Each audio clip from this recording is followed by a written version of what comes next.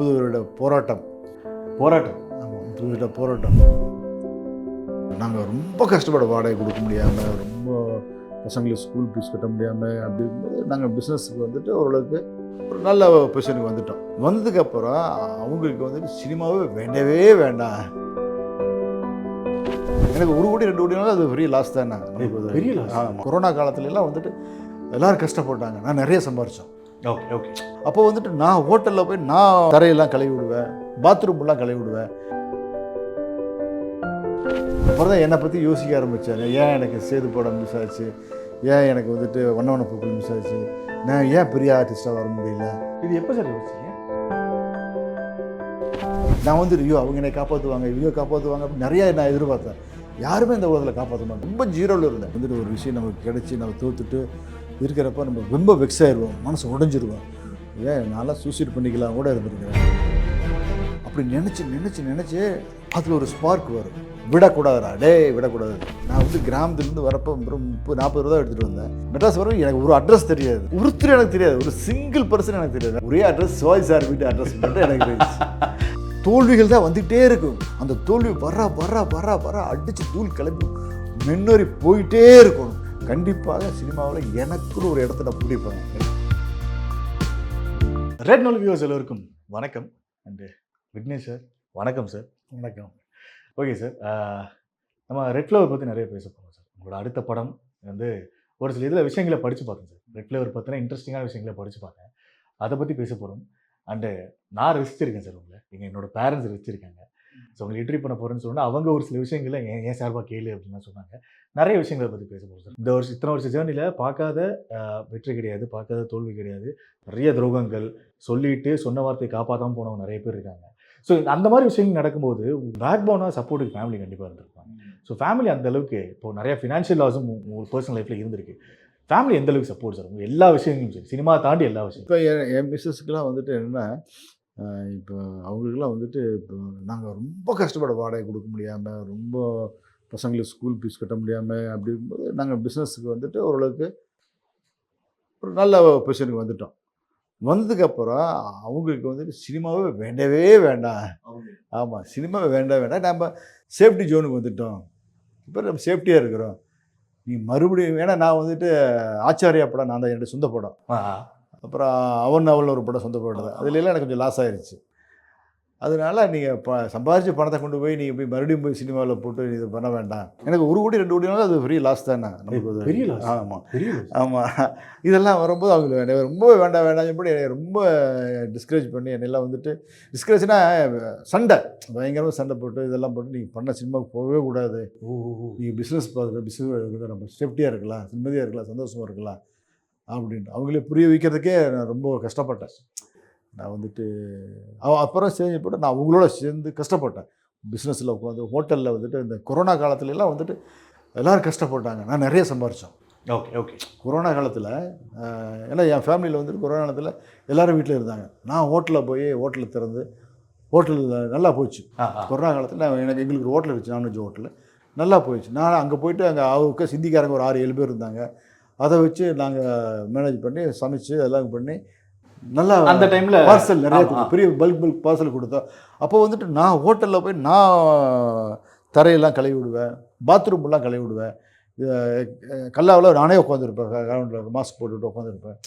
அந்த மாதிரி டைமில் 2 பேருமே பயங்கர சப்போர்ட்டாக இருந்து கொண்டு போகுது. ஆமாம். அப்போ அந்த பண்ண உடனே சரிட்டு கொரோனா முடிஞ்சோடனே அப்புறம் அவங்க சொல்லிட்டாங்க, சரி இவ்வளோ ஒரு சினிமாவுக்கு இருக்கிறீங்க, எங்களுக்கு நாங்கள் இப்போ சேஃப்டியாக இருக்கிறோம், நாங்கள் பிஸ்னஸ் பார்த்துக்கிறோம், ஓகே நீங்கள் அந்த ஒரு ஓப் அந்த ஓப் கொடுத்தாங்க. அது சொல்ல கொண்டே சரி கூட நம்மளால் இருந்துச்சு. அப்புறம் தான் நான் வந்துட்டு டைரக்டர் சொன்னதெல்லாம் உடம்பு குறைச்சி இது ஃபிட் ஆகிறது வச்சுட்டு ஒன்று பண்ணுது. ஓகே, இப்போது எல்லாம் ஒரு வீட்டில் என்ன சார் சொல்கிறாங்க? ஸ்டில்ஸ் அண்டு இதோட ஏதாவது டீசர் அந்த மாதிரி காமிச்சிருப்பீங்க வீட்டில், ஏதாவது அவங்க பார்த்துட்டு என்ன சொன்னாங்க? அவங்க வந்துட்டு எப்பவுமே எங்கிட்ட எதுவுமே சொல்ல மாட்டாங்க, மற்றவங்கிட்ட போய் சொல்லுவாங்க. சொல்ல மாட்டாங்க. இந்த டெய்லர் பார்த்தாங்க, டெய்லர் பார்த்து ஃபோர்ஸ்லாம் பார்த்துட்டு டேரக்டருக்கு அந்த ப்ரொடியூசருக்கெல்லாம் ஃபோன் பண்ணி, சார் அவரை ரொம்ப நல்லா அழகாக காட்டிக்கிறீங்க, யூத்தாக காட்டிக்கிறீங்க, டெய்லர் வந்துட்டு ரொம்ப ஹாலிவுட் ஸ்டார் மாதிரி யூஸ் பண்ணியிருக்கிறீங்க, அந்த ஒரு மேக்கிங்கில் இருக்கு பண்ணியிருக்காங்க. அவருங்க சினிமாக்காரன் யாரும் பேச மாட்டாங்க. இப்போ நம்ம ஆண்ட்ரூ சார்கிட்ட எங்கள் மாணிக்க சார்லாம் ஃபேமிலி ஃப்ரெண்டாக மாதிரி ஆகிட்டாங்க. அதனால் அவங்ககிட்டலாம் பேசுவாங்க. சொன்னாங்க ரொம்ப நல்லா, எனக்கு ரொம்ப ஹாப்பியாக இருக்குது சார், அவருக்கு வந்துட்டு எப்படியாச்சும் நீ ஜெயிச்சிருங்க, ஏன்னா அவருடைய ஏன்னா நான் படுறது கஷ்டங்கள் அவருக்கு தெரியல. கஷ்டம்னா அது வந்துட்டு நான் யார்கிட்டயும் பேசவே மாட்டேங்க. இங்கே தான் இன்டர்வியூ தான் நிறைய பேசுகிறேன், படத்துல பேசுவேன். வீட்டில் என் பையன் பொண்ணுகிட்ட ஒரு வார்த்தை 2 வார்த்தை தான் பேசுவேன். அவங்க ஏன் அப்படி சார்? நான் அதான் மைண்ட் யோசிச்சுட்டே இருப்பேன் ஏதாச்சும். வேற ஒன்று திங்க் வேறு பண்ணிட்டு இடத்துல எழுதிட்டே இருப்பேன். பேசவே மாட்டேன் அவங்ககிட்ட வந்துட்டு. பட் அவங்களுக்கு என்ன வேணுங்கிற அதை இதெல்லாம் வாங்கி கொடுத்துட்டு செஞ்சுருவேன். நான் பாட்டுக்கு என்னுடைய ரூமில் உட்காந்துருப்பேன், படங்கள் பார்த்துட்டு இருப்பேன். நான் ஒரு உலகத்தில் இருந்துக்கிட்டே இருப்பேன், யோசிச்சுக்கிட்டே இருப்பேன் நான். அவங்க இங்கே கரண்ட்டில் வந்துட்டு ப்ரெசென்ட்டில் நான் இருக்கவே மாட்டேன். ஆனால் அவங்க எதிர்பார்ப்பாங்க. இருப்பாங்க. ஒய்ஃபாக பட் இருக்கட்டும். அவங்க வந்துட்டு என் மிஸ்ஸஸ் ரொம்ப பயங்கர ஹியூமரு அது இருக்குது. அந்த ஹியூமரில் என்னை கொஞ்சம் டைவர்ட் பண்ணி கொண்டு வருவாங்க. நான் கூட வேற ஒரு உலகத்தில் இருந்துகிட்டே இருப்பேன். என் பையன்கிட்ட நான் பேசவே மாட்டேன். என் பொண்ணுகிட்ட தான் 2 வார்த்தை ஏதாச்சும் பேசுகிறதா பேசுகிறேன். அதுக்கு காரணம் வந்துட்டு என்னென்னா, இப்போ அவங்க செயல்கள் வந்துட்டு நம்ம ஒரு விஷயம் எதிர்பார்ப்போம், அவங்க எதாவது பண்ணுவாங்க, நம்ம மைண்ட் டிஸ்டர்பன்ஸ் ஆகுது. அதனால வந்துட்டு அவங்களுக்கு எழுதியதெல்லாம் பண்ணி கொடுத்துட்டேன். Okay okay. என்னை பொறுத்தளவுக்கு அவங்க இன்னும் நிறைய எதிர்பார்க்கலாம், பெருசாக எதிர்பார்க்கலாம். பேசிக் பண்ணி கொடுத்தாச்சு. ஓகே. ஆனால் பார்த்துட்டு சொன்னது இதுதான். உங்ககிட்ட சொல்லாமல் ஆண்ட்ரூ சார்கிட்ட கால் பண்ணி எல்லாம் பேசினது ஃபைன். இத்தனை கெரியரில் நீங்கள் I think dual character first நினைக்கிறேன். 2 வேடங்களில் வந்து ஃபஸ்ட் டைம் நடிக்கிறீங்க நினைக்கிறேன். ஸோ ரெட் ஃப்ளேவர் பற்றி ஃபஸ்ட்டு சொல்லுங்கள் சார். இந்த ரெட் ஃப்ளவர் வந்துட்டு என்னுடைய 30 வருட போராட்டம். ஆமாம், 30 வருட போராட்டம். ஏன் போராட்டம்னா, நான் சினிமாவை ரொம்ப நேசிக்கிறேன். நான் சின்ன வயசுலேயே எனக்கு சினிமா நான் 17 வயசுலேயே ஹீரோ ஆகிட்டேன். 17 வயசுல ஹீரோ ஆன உடனே எனக்கு சின்ன வயசுலேயே நிறைய படங்கள் கம்ப்ளீட் ஆயிடுச்சு. அதனால வந்துட்டு நான் சினிமாவில் நிறைய விஷயங்களை நான் கற்றுக்க மிஸ் பண்ணிட்டேன். அந்த சின்ன ஏஜில் எனக்கு வந்துட்டு சின்ன வயசில் நான் அவ்வளோ கஷ்டப்பட்டேன். ரொம்ப லைஃப்பில் அவ்வளோ விஷயத்த மிஸ் பண்ணேன். பாலு மந்திராசோடைய வண்ணவன பூக்கள், சேது படம், இது மாதிரி படங்கள் எல்லாம் மிஸ் பண்ணேன். பட் அப்போல்லாம் அந்த படத்தினுடைய வேல்யூ, நம்ம சினிமாவுடைய வேல்யூ நான் அதை எனக்கு தெரிஞ்சிக்காமல் நான் விட்டுட்டேன். ஓகே. தெரியல. ஆமாம், அந்த வயசில் எனக்கு தெரியல. நான் அந்த மிஸ் பண்ணினதை வந்துட்டு கொஞ்சம் லேட்டாக தான், ஒரு 5 வருஷம் கழித்து தான் நான் பிஸியாக ஒரு 5 படம் எனக்கு கமிட் ஆன உடனே சின்னத்தாய் ரிலீஸ் ஆச்சு. நிறைய படங்கள் எனக்கு கமிட் ஆச்சு. ஆமாம், அப்படியே வந்துச்சு. நான் வந்துட்டு எனக்கு பணங்கள் இருந்துச்சு. நான் கிராமத்துலேருந்து வந்ததுனால எனக்கு பணங்கள் பெருசாக தெரியல. எனக்கு சின்ன அமௌண்ட்டு எனக்கு பெரிய அமௌண்ட்டாக தெரிஞ்சுது. ஓ, அந்த வேல்யூவே தெரியல. ஆமாம், அதனால் வந்துட்டு நான் வந்துட்டு நிறைய விஷயங்கள் நான் கற்றுக்காமல் விட்டுட்டேன். சினிமாவில் வந்துட்டு அப் டு டேட் ரொம்ப முக்கியம். நம்மளை புதுப்பிச்சுக்கிட்டே இருக்கணும். அந்த விஷயங்களை நான் மிஸ் பண்ணிட்டேன். லேட்டராக தான் நான் புரிஞ்சுக்கிட்டேன். லேட்டராக புரிஞ்சுக்கும் போது எனக்கு சினிமா என்னை விட்டு போயிடுச்சு. எனக்கு சினிமா ரொம்ப கேப் ஆகிடுச்சு. எனக்கு படங்கள் கம்மியாகிடுச்சு. இதனால் வந்துட்டு நான் கொஞ்சம் பிஸ்னஸுக்கு போக வேண்டிய சூழ்நிலை. சரி, ஃபேமிலி ஆச்சு, கல்யாணம், குழந்தைகள். அதனால் நான் பிஸ்னஸுக்கு போயிட்டேன். பிஸ்னஸுக்கு போயிட்டு நான் சினிமாவிலேருந்து அங்கே போய் பிஸ்னஸில் அந்த சீரியஸ்னஸ் தெரிஞ்சுக்கிட்டு, வாழ்க்கையுடைய சீரியஸ்னஸ் தெரிஞ்சுக்கிட்டு ரொம்ப ஹார்ட் ஒர்க் பண்ணி பிஸ்னஸ் ஓரளவுக்கு செட் ஆனதுக்கு பிற்பாடு அப்புறம் தான் நான் ரியலைஸ் பண்ணேன், ஆஹா, நம்ம மெட்ராஸ் எதுக்கு வந்தோம்? சினிமாவில் நடிக்க வந்துடுங்க. பிஸ்னஸ் பண்ணி சம்பாதிக்க வரல, சம்பாதிக்கிற ஊர்லேயே சம்பாதிச்சிருக்கலாம். நம்மளுடைய லட்சியம் என்ன இதுன்ட்டு அப்புறம் தான் என்னை பற்றி யோசிக்க ஆரம்பித்தேன். ஏன் எனக்கு சேது படம் மிஸ் ஆச்சு, ஏன் எனக்கு வந்துட்டு வண்ணவன பூக்கள் மிஸ் ஆச்சு, நான் ஏன் பெரிய ஆர்டிஸ்ட்டாக வர முடியல. இது எப்போ சார் யோசிச்சிங்க? வந்ததுலேருந்து எத்தனை வருஷம் கழிச்சு யோசிச்சிங்க சார்? அதான் நான் வந்துட்டு எனக்கு சின்ன வயசில் வந்துட்டு நான் அப்பா அம்மாவே பார்த்தது கிடையாது. ரொம்ப கஷ்டப்பட்டேன். இங்கே வந்து மெட்ராஸில் வந்துட்டு ரொம்ப போராடினேன். சாப்பாடுக்கு இல்லாமல், தங்கறதுக்கு இல்லாமல், ஹோட்டலில் செஞ்சு. அந்த நான் 16 வயசில் மெட்ராஸ் வந்துட்டேன். 17 வயசுல படத்தில் நடிக்க ஆரம்பிச்சேன். அதனால் வந்துட்டு எனக்கு அது கஷ்டம்னா எக்ஸ்ட்ரீம் கஷ்டம். பட் இந்த சினிமாவுடைய வளர்ச்சிக்கு, சினிமாவில் வந்து நம்ம பெருசாக அச்சீவ்மெண்ட் பண்ணுறதுக்கு நமக்கு எடுத்து சொல்கிறதுக்கு ஆள் இல்லை. Okay okay okay. நீ நல்ல படங்கள் பண்ணணும், நீ ஆக்டிங்கில் டெவலப் பண்ணிக்கணும், அப் டு டேட்லேயும் வரணும். இப்போ தனுஷ் சார் பார்த்தீங்கன்னா, தனுஷ் சாருக்கு அவங்க அண்ணன் இருந்தாங்க, அப்பா இருந்தாங்க. சின்ன வயசில் அவரும் சின்ன வயசில் வந்தவர் தான். ஒரு சப்போர்ட் இருந்தாங்க. நமக்கு அப்போ ஒன்றும் தெரியாது. நான் வந்துட்டு எனக்கு ஒரே விஷயம் என்ன தெரியுமா, என்னுடைய ப்ளஸ், நான் வந்து அத்லெட்டிக் பிளேயர். ஸ்கூலில் நான் நல்லா ஸ்போர்ட்ஸில் விளையாடுவேன். ஜெயிக்கணுங்கிறது ரொம்ப இருப்பேன். அது ஜெயிக்கிறதுக்கு ஒரு கோச் வேணும் இல்லை. அந்த கோச் இல்லாதனால நானே மெட்ராஸ் வந்தேன். எனக்கு ஸ்போர்ட்ஸ்னால் ரொம்ப பிடிக்கும். எனக்கு அந்த கோச் எனக்கு இல்லை. எனக்கு வாழ்க்கையில் எனக்கு வந்து அப்பாவோ ஸ்தானத்துலையோ, அண்ணன் ஸ்தானத்துலையோ, தம்பி ஸ்தானத்துலையோ, ஒரு மேனேஜர் ஸ்தானத்துலையோ எனக்கு யாரும் இல்லை. உறவினர்களும் யாருமே இல்லை. அதனால நான் மிஸ் பண்ணிட்டேன். Okay sir. இப்போ நீங்கள் ஸ்டார்டிங் ஆரம்பிக்கிறப்பே சொன்னீங்க சார், ரெட் ஃப்ளேவர் பற்றி சொல்லுங்கள் அப்படின்னு கேட்டோன்னே 30 வருட போராட்டம் தான் ஆரம்பிச்சிங்க. ஸோ 30 வருஷத்துக்கு மேலே இந்த இண்டஸ்ட்ரியில் சர்வை பண்ணி நிற்கிறது அப்படிங்கிறது சாதாரண விஷயம் இல்லை. ஒரு படம் பண்ணிட்டோம், அது வெற்றியோ தோல்வியோ, அடுத்து நமக்கு அப்படிங்கிறது அது ஒரு பயம் உள்ளே ஓடிக்கிட்டே இருக்கும். இந்த 30 வருஷம் தாண்டுறது எவ்வளோ எப்படி சார்? இப்போ எனக்கு இது வந்துட்டு எனக்கு நீ கேட்டது எனக்கு என்னென்னா ஒரு விஷயத்த இப்போ எனக்கு மட்டும் இல்லை இதை பார்க்குற ரெட் நூல் வியூவர்ஸுக்கு நான் சொல்லிக்கிறேன். நம்ம வந்துட்டு கீழே விழுந்துட்டா நம்மளை யாரும் தூக்கி விட மாட்டாங்க. அது யாருமே தூக்கி விட மாட்டாங்க. இந்த உலகத்திலேயே தூக்கி விடணும்னு நினைக்கிறவங்க அப்பா அம்மா தான்.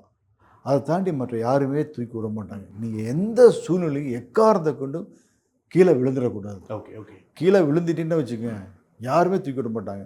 நீ எந்த அளவுக்கு உன்னை நிற்க நின்று மெதுவானாச்சும் நீ நடந்துக்கிட்டே இரு.